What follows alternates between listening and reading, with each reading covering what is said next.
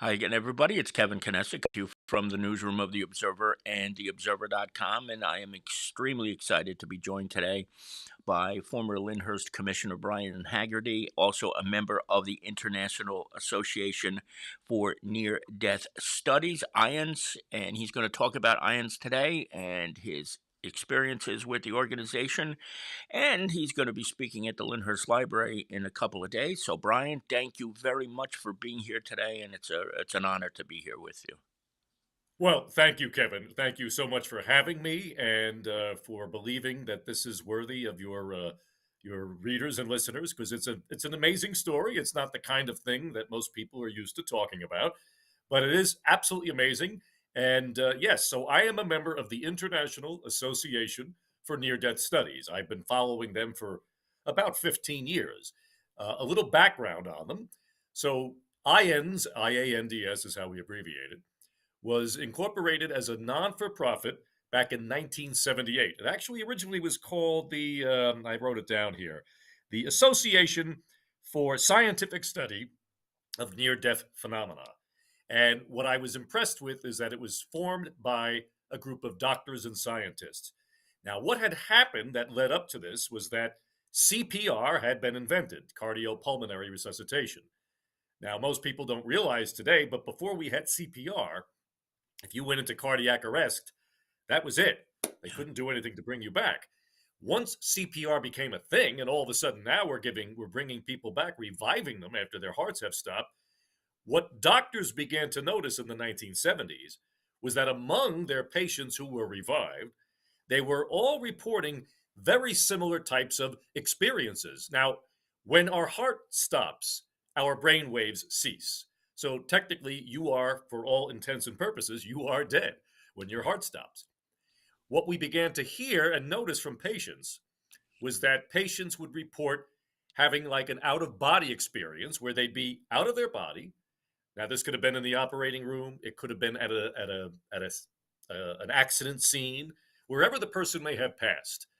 So they're out of their body and they can see everything going on around them. They don't necessarily realize what's going on because they don't necessarily know that they have just died.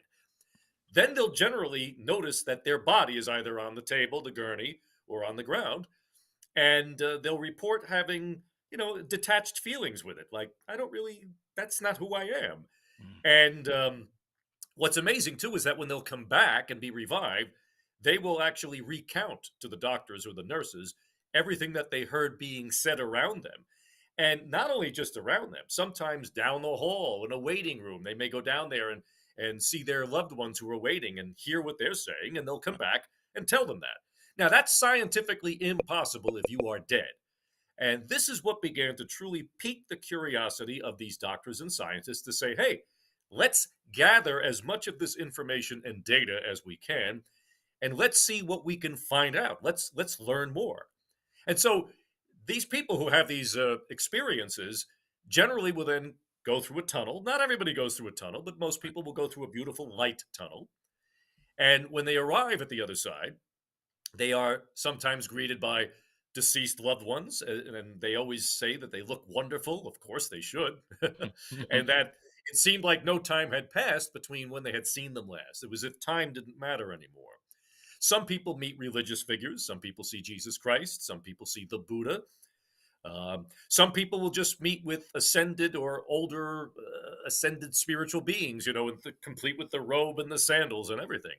But it's a very real place. And what is amazing is that people will say that while they are there in this other reality, because that's really what it is, it's a different reality from this, that when they are there, that they feel at home, that that's really their home, not Earth or this realm, that is really their true home. And they say that it feels more real than this.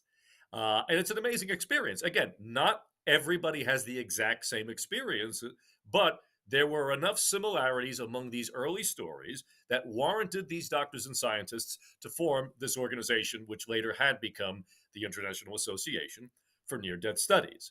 Now, what I like about IANS is that we do not proselytize. We're not a religious organization. We don't hold any specific beliefs or tenets. Therefore, our monthly meetup meetings, which I'll get into in a little bit because I do Good. host one. Those are open and available to anyone. Now, what's interesting too is that all of these near-death experience reports that we've been collecting now for almost 50 years are among all cultures, religions, including atheists. And I've read or listened to the accounts of multiple atheists, and these are people who are usually scientists and doctors themselves. They are atheists.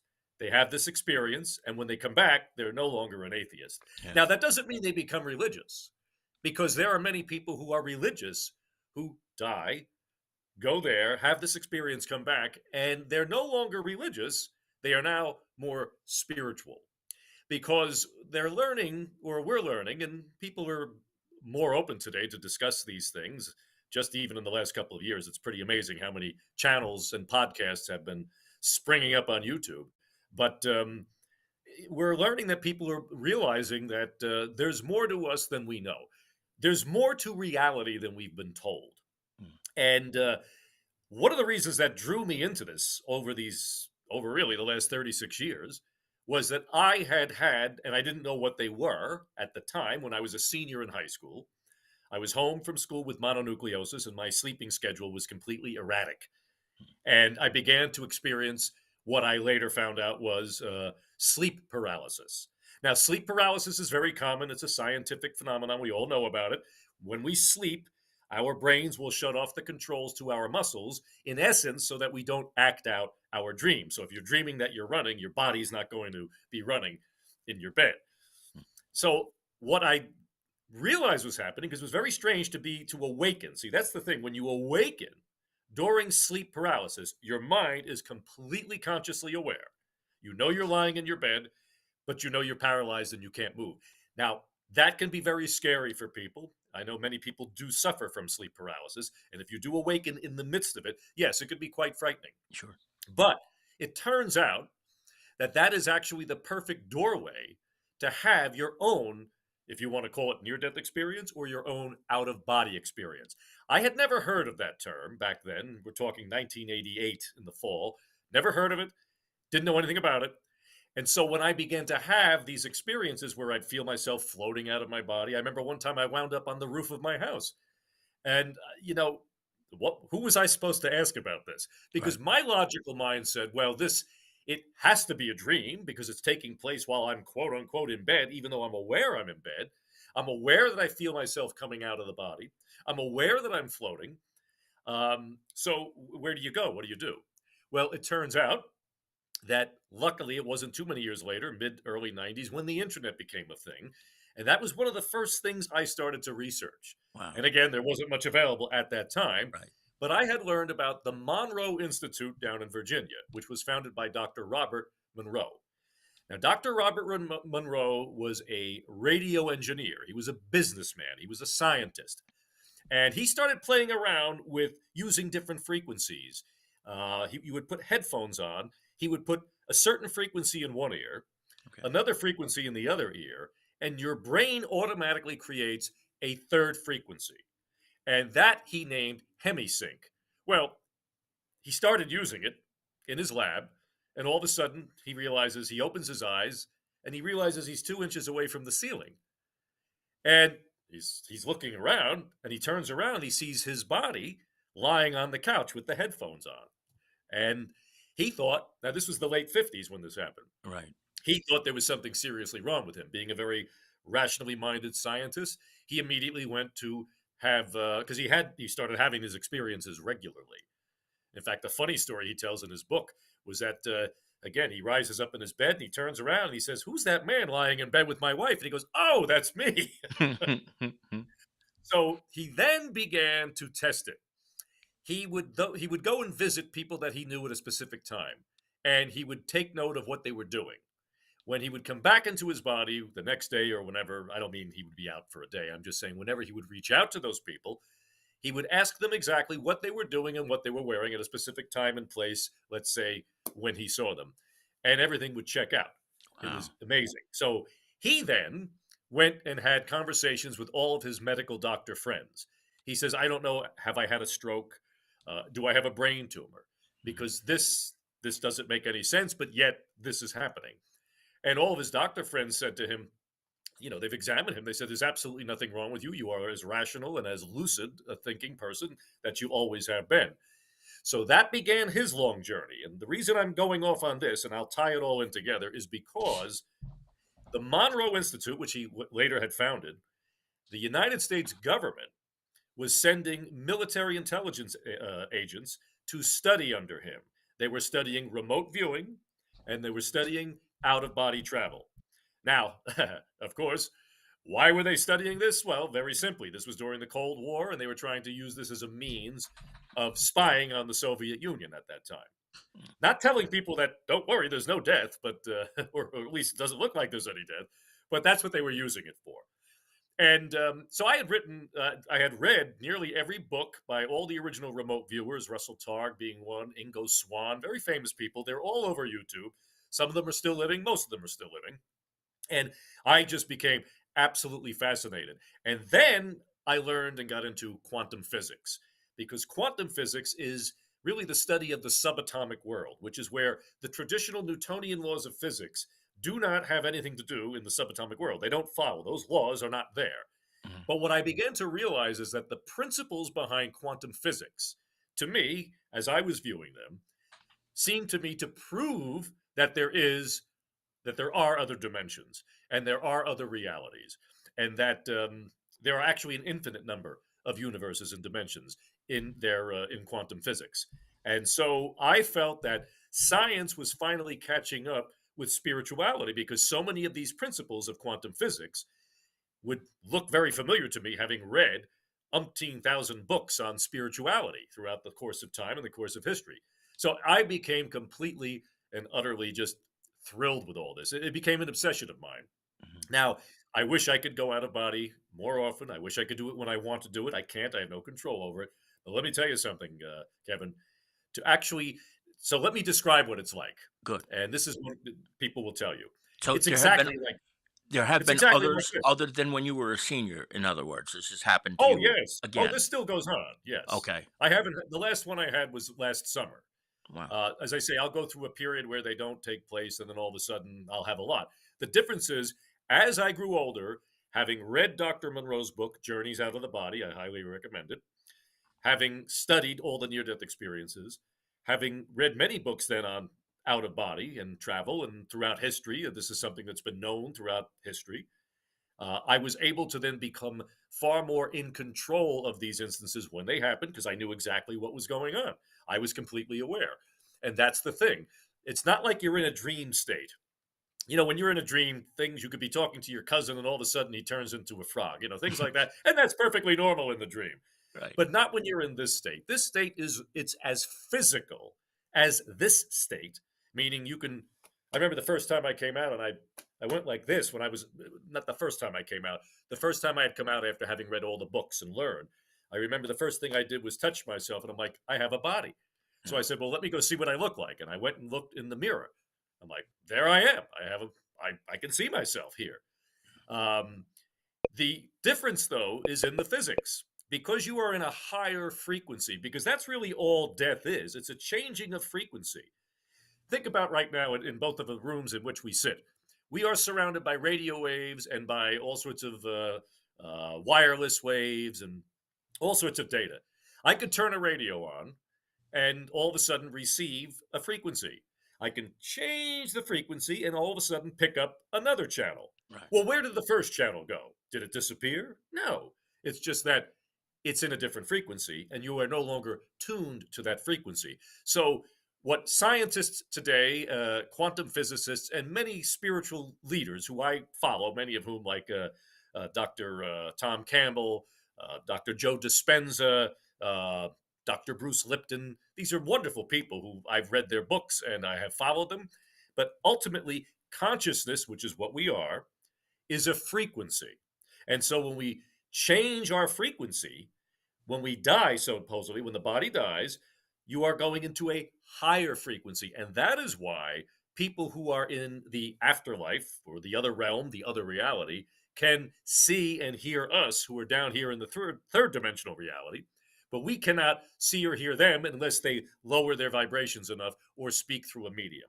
Got it. So as I say, it's the greatest part about it, though, Kevin. This is what's really cool is being able to fly. So when you're there in the out of body state, you can walk if you want, but why walk when you can fly? Right. And when I say fly, I mean you could float. You could, generally speaking, you use your mind to intend where you wish to go. So if I think I want to go somewhere, I will wind up being there.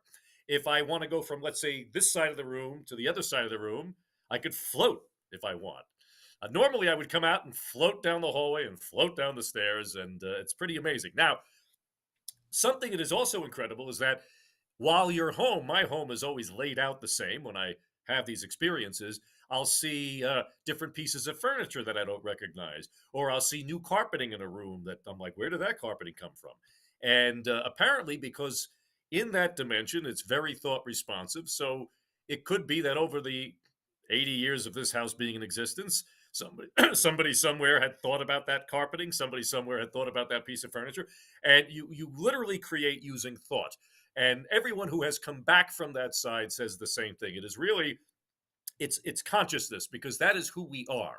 We all think of ourselves as our physical body, but we are not our physical body. We are so much more than that. We are an infinite, indestructible soul, a consciousness. And again, people use different words. It depends upon the definition that we are giving to these words. But generally speaking, and this is why I host these monthly meetings now at my home, is that it brings everybody together. It levels the playing field. Doesn't matter your religious background. You don't even have to have a religious background. You don't have to be spiritual. You don't have to be a believer in anything. Let's just talk about these things and what they mean. What are the ramifications of these experiences if they are real? Because it is very difficult. You can't study them in a true scientific manner because it's another dimension. And we can go there in consciousness, but we can't bring something back with us.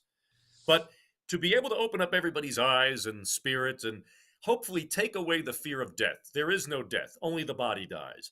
That's why I always tell people, when you don't lose a loved one, the loved one has gone back home. Keep talking to your loved one, because your loved one can hear you. And yes, they can send you signs. Some people get a lot of signs. In my family home here growing up, and I was happy that even my parents, when they were living, also, we got all the signs, because this is an ancestral home. Nobody else has ever lived here. So beautiful things would take place. I had my great grandfather send me two signs. I never knew him. He died in 1940. So, and we could do a whole show just talking about all those stories, but I don't want to get off onto that tangent. But the fact of the matter is that I want to help people lose their fear of death, learn more about who they are, and to join us in having these conversations, because I find that when you speak to people one on one, most people have a story to share. It doesn't have to be an NDE. It could be an out of body. It could be something paranormal. It could be somebody saw a ghost, or somebody had a very unexplainable experience. And what all of this to me means is that that's the greater reality of who we are, that we are eternal. We're going to go on, and we're going to continue evolving into another lifetime, another place, another realm. But it's all part of a soul plan, and it's something that we on a soul level know. So when we incarnate into this life, we have to forget where we came from. And the reason we forget is because it's so much better there, Yeah. as everyone says, that nobody would want to do this. Nobody would want to stay here.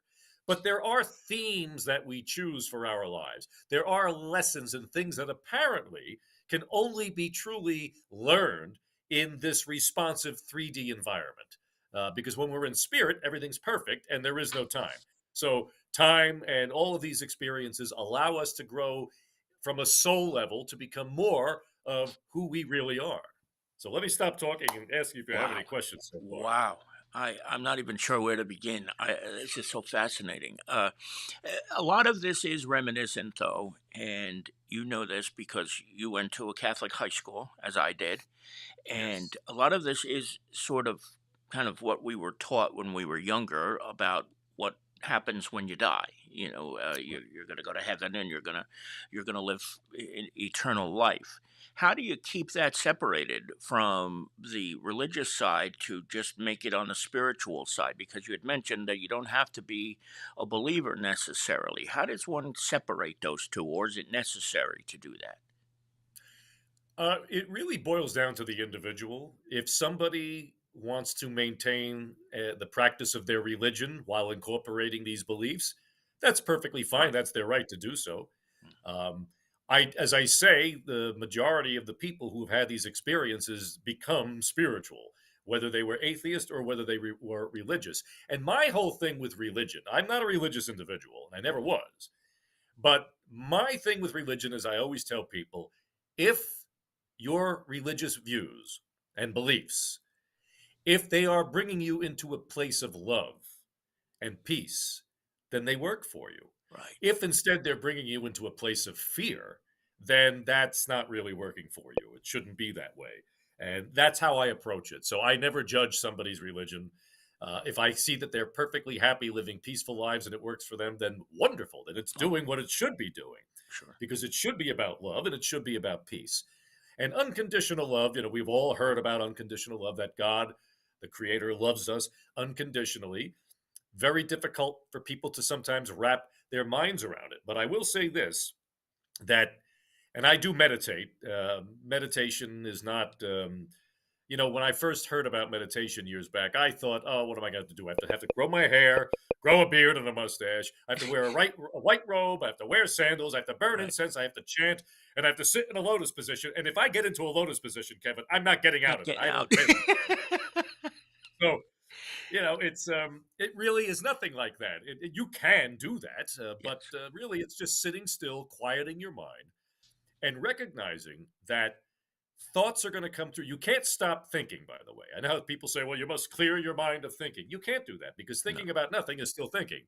Yeah. So we instead we discover who we are by observing our thoughts, observing the thoughts that pop up in our minds while we're quieting ourselves, and seeing how those thoughts make us feel and becoming aware of those feelings. You see that we are multidimensional. We're not only physical. We have an emotional body, we have a mental body, we have the energetic body, and finally, of course, we have our spiritual light body.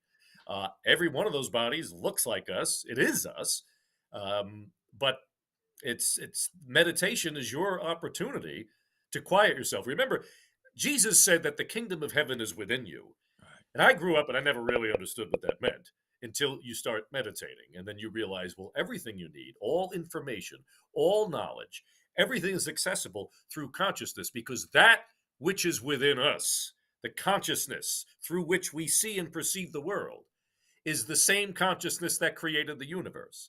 So that's why we all have a part of God in us. We are of God, Right. literally. And I believe from my own life is that we have the creative potential of God too, using our mind. We have that power, but nobody believes it because Jesus, when he healed the blind, when he gave them their sight back, and he said it was from your belief which has saved you. It shall be done to you according to your belief. I'm not good on quoting exact verses, but I certainly know the principles.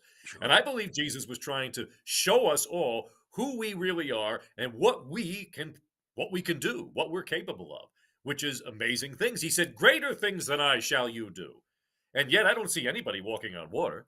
No. I don't see anybody raising the dead or healing people. Well, there are stories from around the world, but I've never seen that personally. And but if you take those words and you apply them differently in your life, meditation is the way to grow because you learn about who you are and what makes you tick. You learn about your own programming. You and I both went to a Jesuit high school. The Jesuits have a saying, uh, give me the child for the first 7 years, and I'll show you the man or a woman, obviously. Right. And that's a fact. Yeah. We become programmed, and we live in a world where the programming that everybody receives, all of us, we get it from our parents, we get it from society. Where do they get it? They got it from their parents, from society, from teachers, from just belief systems. And we all wind up having these beliefs about the world and how the way the world should work. And the beliefs I think that we are taught are very, very limiting. For instance, I think if a child is raised to understand who and what they are, that they are infinite, they are a soul, they are here to create, and there is no limit to what they can create. And the universe, God, the creator, will always provide everything you need, just as he does for animals and the birds and the fish. Right. They're provided for. And I've applied these things in my own life, in my own spiritual work, which is mostly meditation. Again, I don't consider myself I don't have crystals. I don't get into any of that stuff. I don't feng shui my rooms or any of that sort. I mean, you can do any of those things because if you believe that they are real, they will be real for you. Right. And the easiest way to equate this is to talk about the placebo effect, another known scientific phenomenon. Right. And quickly, for the listeners who don't know what that is, doctors in many cases will give a placebo to their patient, and the patient believes he or she is receiving real medicine. The patient takes this believing that the placebo will cure them, and the next thing you know, they are cured. Well, if it was just a sugar pill and it wasn't real medicine, what cured them? What happened?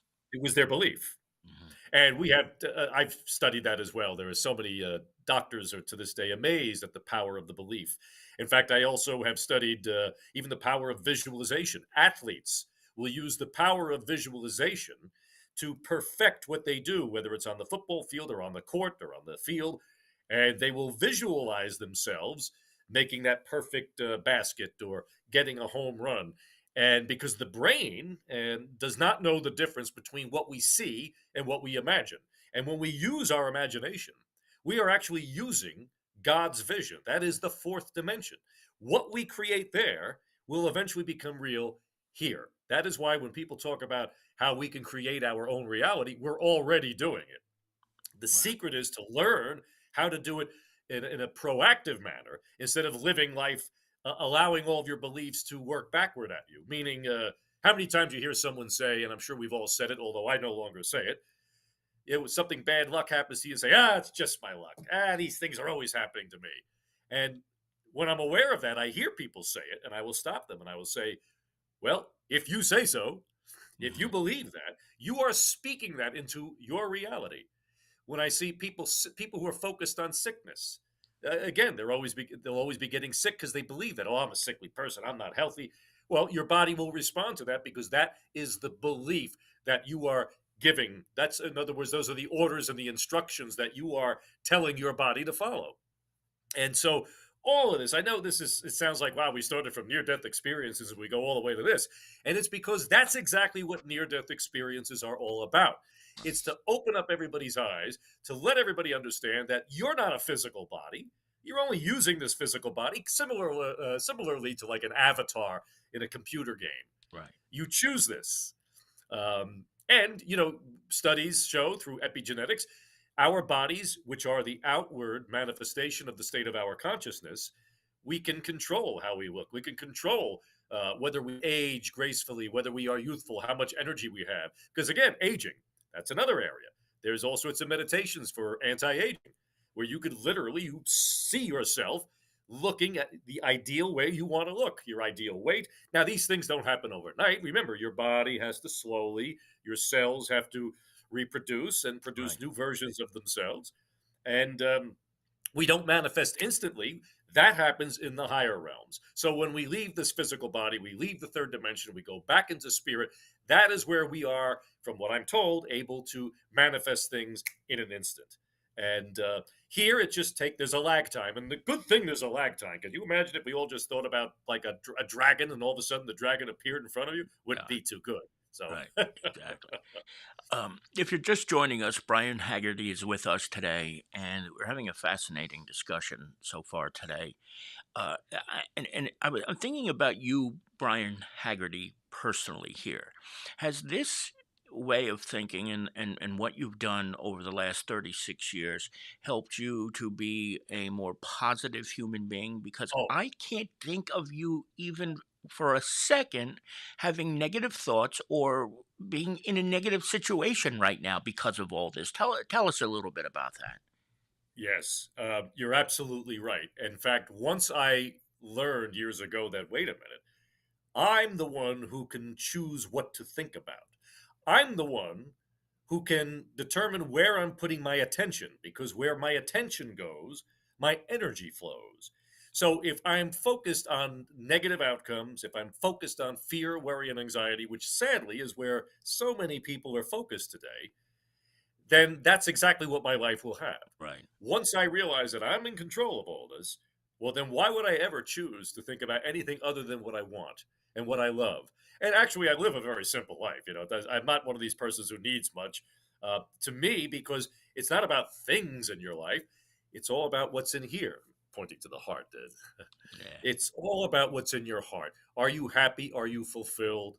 And the biggest thing is, I always say to people, do you look at other people and truly want the best for them? Do you take delight in seeing good things happen to other people? Um, because if you don't, that's all about you. Then that's obviously uh, you need to do some introspection. So yes, no, my life since I've incorporated these principles is absolutely beautiful. My life is populated with the people, the places, and the things that I adore and I love, and I try myself then to be that person who can serve someone else. To be, they say, to be the light, Gotcha. to anchor the light. So in other words, if I'm in a room and with a bunch of people in a bad mood, sometimes that can get on you, and maybe you start to pick up on that energy. But instead, if you hold to who you are, then my energy will start to take those people who are in a bad mood and all of a sudden lighten their mood, lighten the way the room feels, change the whole situation. I've done that and seen that happen many times. Of course, I'm quiet about it. I don't walk into a room saying, and now I'm going to change the consciousness. No, it's not No. like that. It's really just your attention, your intention. And if your intention is always for peace, if your intention is always for truth and harmony, love and camaraderie, all of those things, and especially the most important thing that I've learned throughout all of these years is to focus on appreciation. That is one of the highest vibrations there is. Because if you do get a point in time, and it happens, you have all that old programming in the back of your head that you learned. It took me years to get rid of it all. It's not, never, nothing happens overnight. And the Right. older you are, it's harder to teach an old dog new tricks, Yes. which is why, having worked with so many high schools and college kids over the years with my school program in the past, I love getting this information, especially to younger people, because when they're young, well, they haven't polluted their minds yet with all the negativity that this world offers. But it's why I don't watch the news anymore, Right. unless it's local news, of course. But what I mean is the national No, news I is don't either. it's designed Yeah. it's designed to tug at your emotions to keep you in fear, and it's all negativity. And the other thing is, I have absolutely no control over anything going on outside of me. And spiritually, we learn to detach ourselves. We detach ourselves from the world out there because we know that the only world that we're going to experience is the one that is within us. And that is when they say you could have heaven on earth, you can. You can live a beautiful heavenly existence, but you're the only person who can do that for yourself. You've got to get rid of all the negativity. Uh, Not only that, people, their self-image that people may have. It's sad. There's a lot of people, adults, who have a very poor self-image. Generally, that came from something in their childhood. It could have been bad parenting. It could have been lack of parenting. It could Right. have been something somebody said. It could have been from a teacher. And they carry this belief with them all those years in the back of their head. And that becomes their operating system. Right. So everything that they think about themselves, every decision that they make about themselves, all of these things go through that filter. It's like the optimist and the pessimist. The optimist looks around and sees the good in everyone and everything. The pessimist looks around and sees, it's a bad world. Everybody's negative, this and that, because it's just two different lenses. But if you know that you are the one who makes the lens, and if you know that it is you who can choose which lens to look through, why would we choose anything other than absolute positivity? Right. Eh, This brings something to mind, though, too, because everybody who knows you knows that you were an elected official for Yes. years in Lyndhurst. And in that type of job, you had to deal with, and I have to admit, I never thought about this until I read it just today. You had to deal with some pretty negative people over your lifetime. Oh, yeah. How did you Sure. deal with that when you were an elected official? Well, since that was a long time ago, believe it or not, it's been 12 years since I left public office. Wow. I don't know where the 12 years went. Right.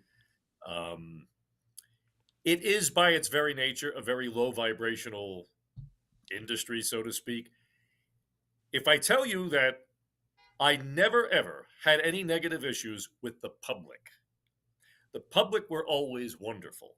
I was there to serve the public. I enjoyed being able to serve the public. That's what you're supposed to do. So I never had an issue with the public. Right. Generally speaking, it's the problem with politics is insiders. vying for power, ego. These are all very low vibrational things, which is why I'm never going to go back into that world. Right. There's a lot of people who keep saying, "Are you going to run this? Are you running again? Well, what are you doing?" I'm like, I can't go back into that world. I don't resonate at all with that world. Yet we do need good leaders. And I think we're seeing, not to get off into a whole separate thing, but I think Okay. we're seeing a change in the political world everywhere. And I'm hoping it kind of like breaks the old guard, so to speak. And we do see new, younger people with different ideas who are looking to serve rather than stroke their ego. And I don't mean everybody's like that. There's plenty of No. good people in politics. And locally, it's really all about your own home community. But yes, it was not easy. And no, I can never see myself going back there unless the world changes. Well, it's kind of funny because every 4 years I always think, will Brian run this year? Will Brian run this year? But I knew it wasn't going to happen this year, but that's okay. That's okay. Yeah. Um, Yeah.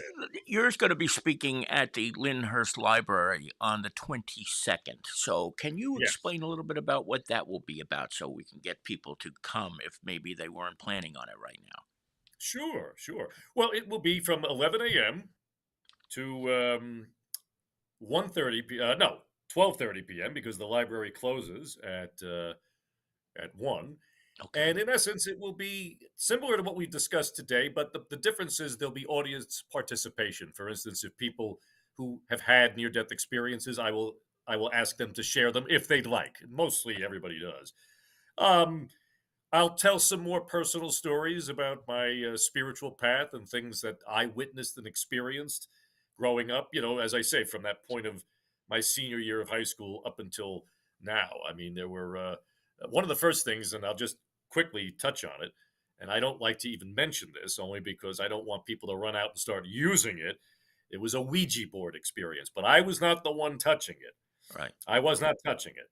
I didn't believe in it. I actually, at that point, thought that this was a bunch of nonsense.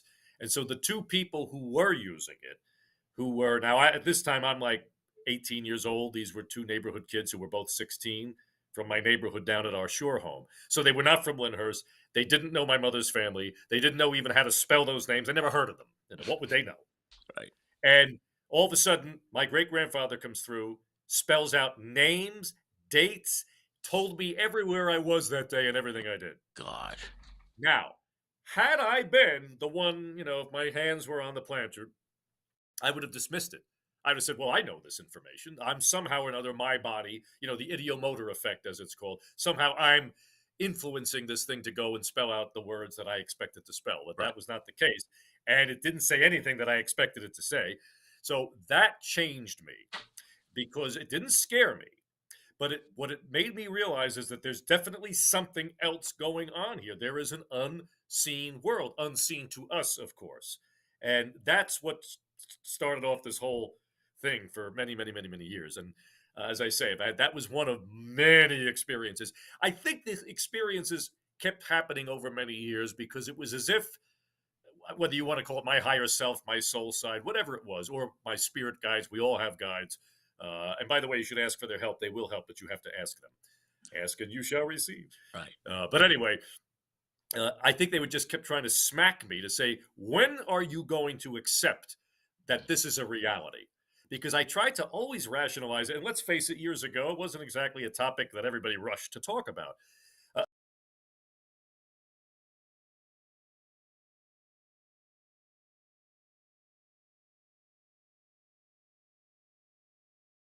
Yet today, you go on YouTube, there are countless spiritual podcasts, some of whom have over 1 million subscribers, Sure. hundreds of thousands of listens. You have multiple channels. Ions has its own channel, but there are other channels devoted to nothing but people uh, recounting and categorizing their near death experience.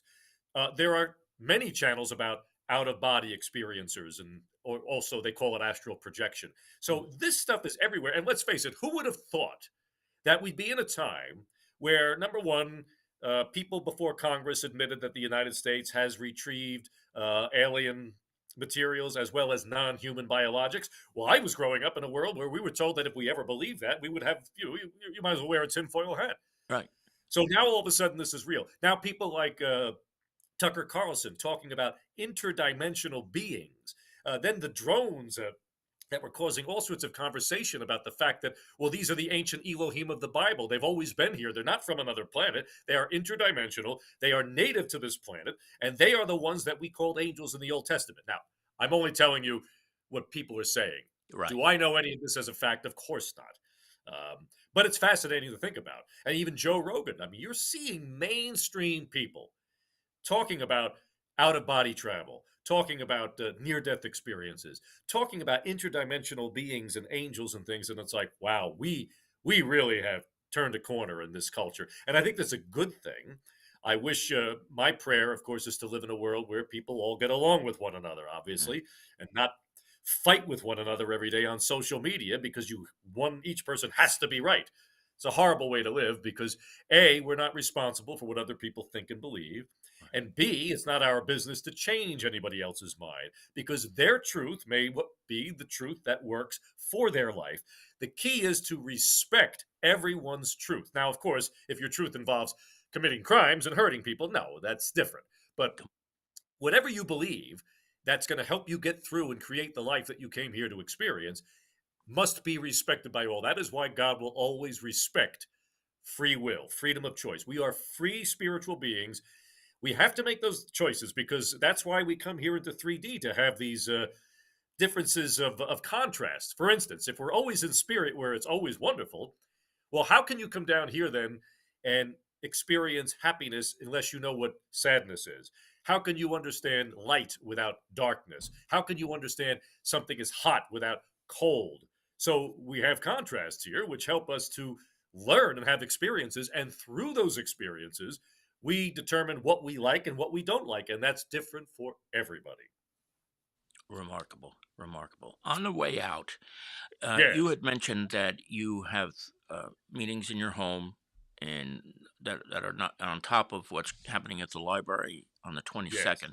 What if somebody's watching today and they say, man, I really want to meet Brian. I really would love to go to one Sure. of these meetings. How would they get in touch with you? How could they perhaps even come to one of the meetings that you host? Okay. So they can, first of all, the meetings are always the third Saturday of the month at 2 p.m. Okay.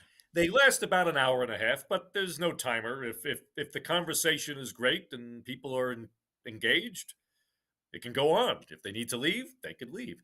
I have them in my home, in my basement. There's a side entrance on the side of my home. It's a nice big room. I light the fireplace, so at least, well, this time of the year I light the fireplace. So it's a very cozy setting. And they could also reach out to me through Facebook. I'm on Facebook. Also, if you could put a link to my Substack in the description box below, that would be I very will. helpful. I Sure. will be sharing this, of course, as well. Thank you. They could reach out to me through Facebook. I also created a Northern New Jersey IONS Facebook group. There's about 13 members so far. I have people coming up from Monmouth Beach next month. They couldn't make Wow. it this month, but the one woman grew up in Lyndhurst. She heard about it from a friend, and she's bringing another friend up from Monmouth Beach. And I said, boy. And now, generally speaking, you will find that the majority of the people who go to an IONS meeting are women because women are generally more intuitive than men as a general rule.